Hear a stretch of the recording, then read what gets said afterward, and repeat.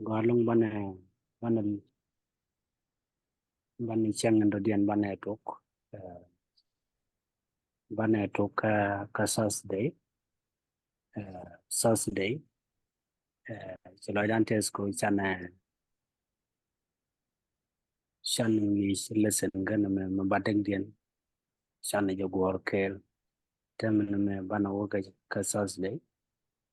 Saturday let kono Jesus in laoran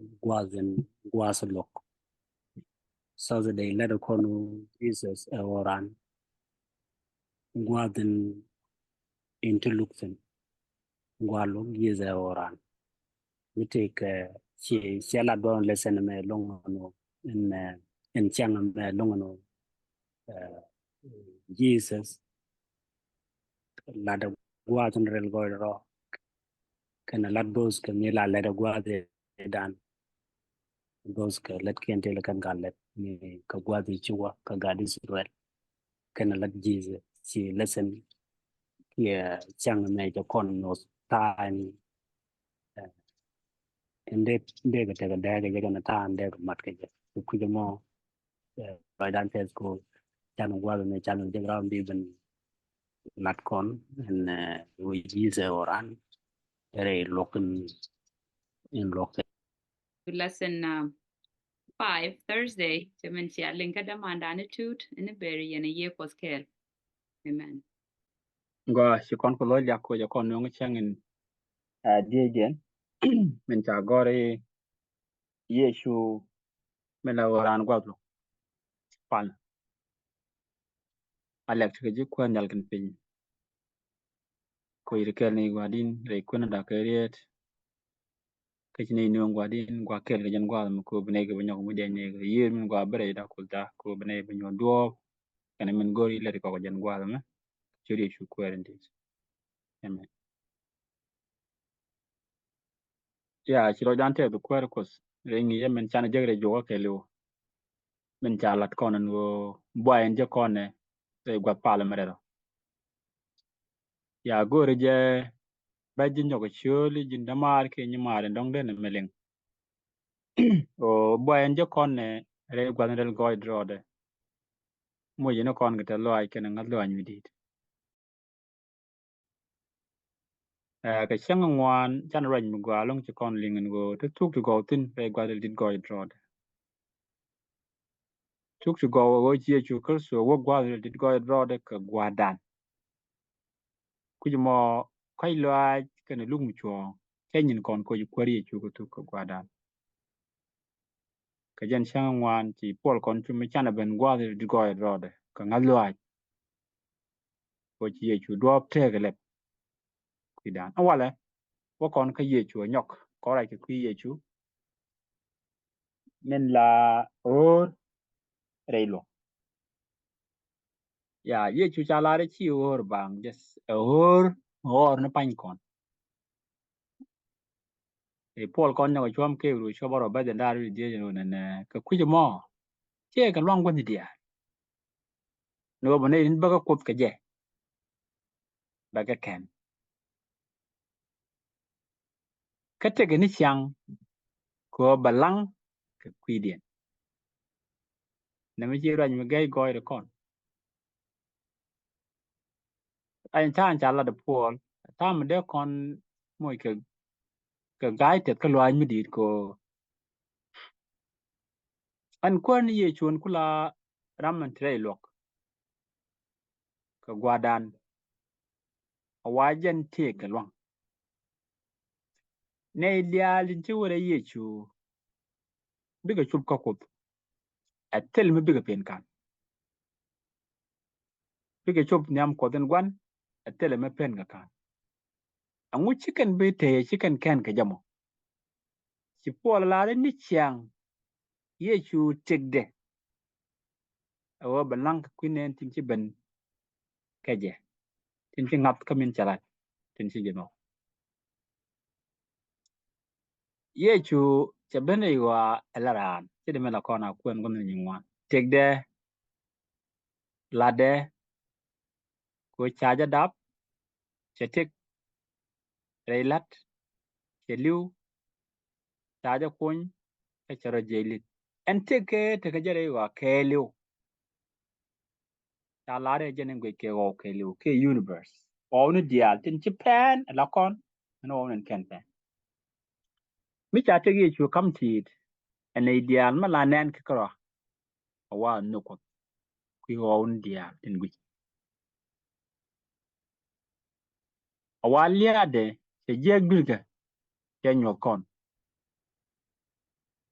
ka cha kante ga chungun ku ne dia lang dare gwas parliament rol nyal cha go ideal tin la je kere madraj cha ga jaga chup karamo ka ken dia tin te ka ngap ka che go re ken ke jak ne diam te ngap mani kwari ye chulat ka kwiden lang ke ye chu ba go ideal to il jaga chup ka ken dia ka ngap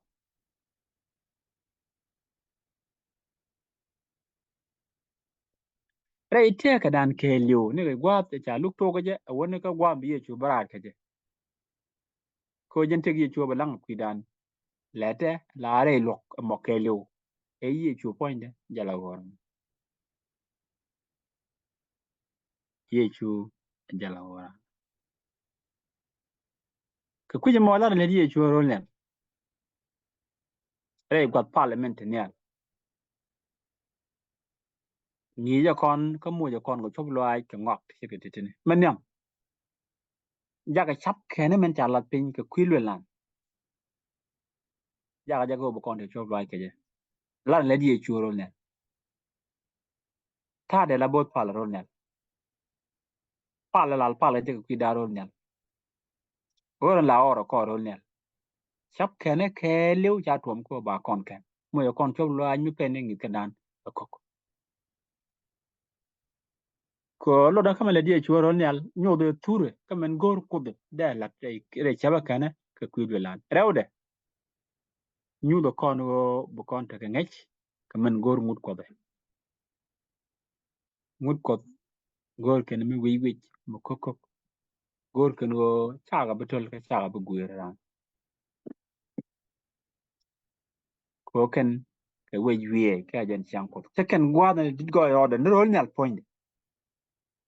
gor ken mi wi namo jene ji kwari ye chula rol nyal dia dien ngi jo kon lad ye churol nyal ka dit muike men cha yor pin e pi Canada ki pe koka men cha yor pin pi Canada nyu jo kon ni kandan men de yor pin gi kwide me gay did na e mi di de long mi chang ajen tin cha chak re wa ke lu chan de long chi dor de long mi yor je pin mi cha kut point de kara mi cha kut point de mi dit ko de long kandan te ko mi dit nen kona katan le di chu ge ro ne en mi chet kana mo ano muj metel yi kon de long tem lat yi churo nyal nyu do kon do mo do dien nyu do kon do ban ti ye chuole men tu ka wan nyu do kon do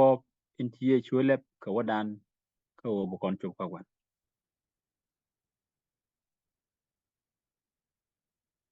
nyu do kon da dien ba nyu do kon wadan nyam ko atel dual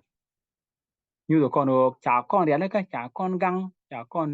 leb duo cha kon ja ka lor wo kon nyam ko atel mu be kon ja wo kon a lot yen chum pol kon je bia ko bom lo ka pet le do ka nyu chyo ka ibu chyo bang man bet janda ra wi de badak ni kon de dia tho ngai ka ta le di chu ga ron nyal cha kon no bom lo mi chet gi man chan ling ten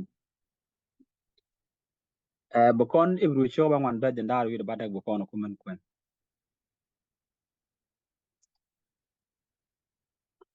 ngai kon en wo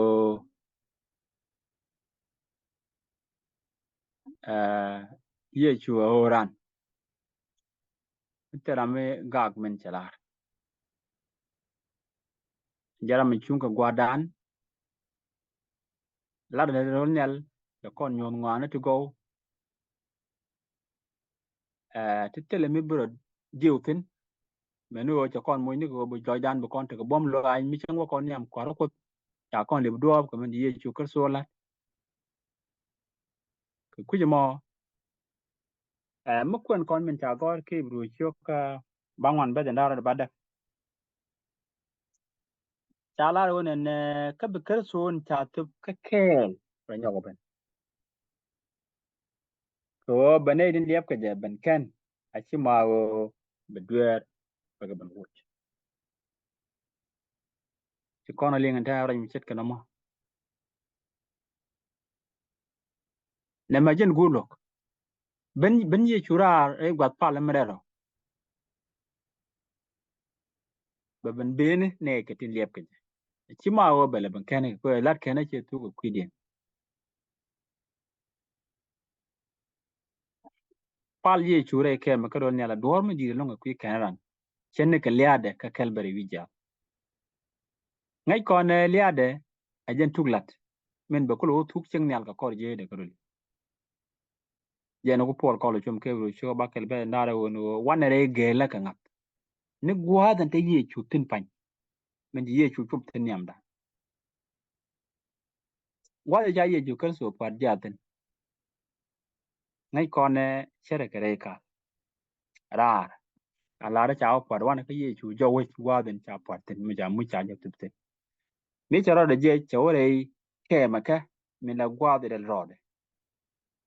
ka togrun ti kinra wudu kudyok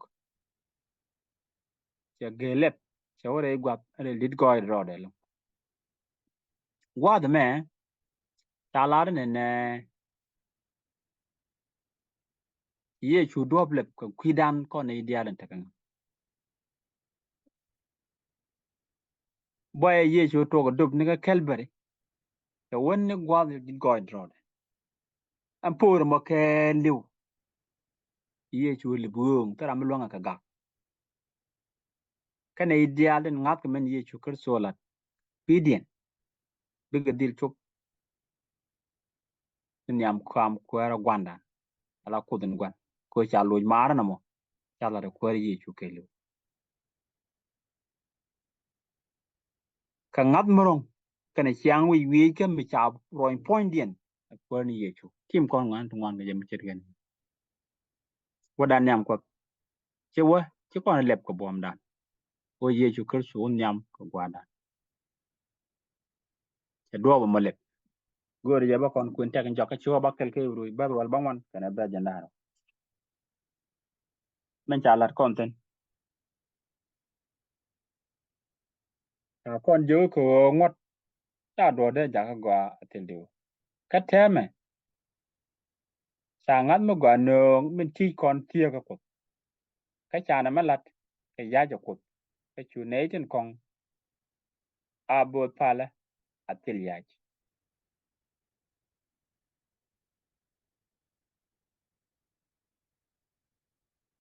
ka kuje mo mun gor kon ilin kon gwa me en wo ye chu jen goran jara man cha ya en la bo pala gwa da re nyi ni de ngwa ni dia gor mutke idelat ye chu tenga kwida kuje mo ja ka nyam ko kon ka bani chu gori je amenimi kon chup gwa re dit go rode ka ko ni ye chu ke so gwa mi shet ke ne me beben ja ye chu ker so re kwan tem kon dor mo ton mi cha gor ka ga min dit ke ge controversy page 183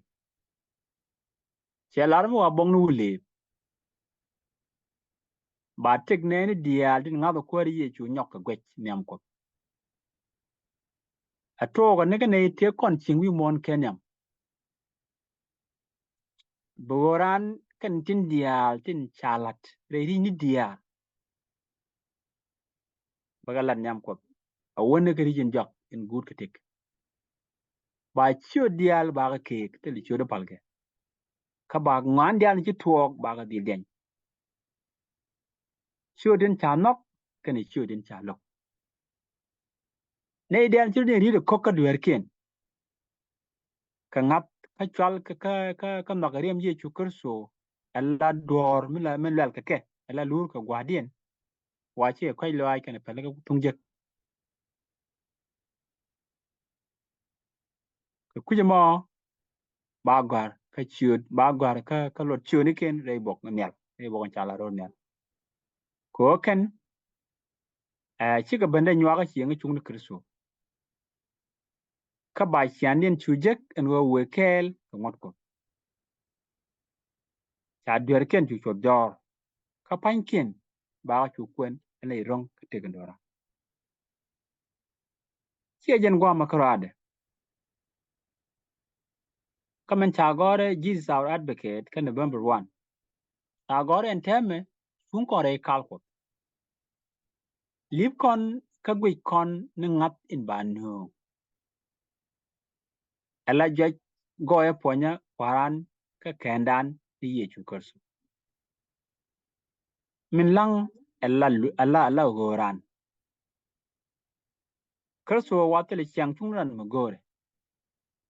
te la blang ran ti gore ajen kara la ga jueri mo ka ajen kara la lur ka kudur ko lang kana pali kana lang ni ba biga dil tub jen ramen chiwa ka wane ni dial re gwan ti go drod jen bane dial tin ci ben ka jaka ngat baga dil kan ka chinga ka tege ni chiang ka lang ka kwida ka kon go ho tem ana pan alla wo ji kwen dal pin ko ni ja no ka chang de de la tes ko ne ko ho ni kwari ye chu ka so e ngara ko ro ro gwa din kwida raja men nyure ngi da ka ko no ngi to la chet ke men ngunu je ko blo da te e ma da ge alla wo ji ni chang chu ye chu kwar ni amen Amen. Thank you.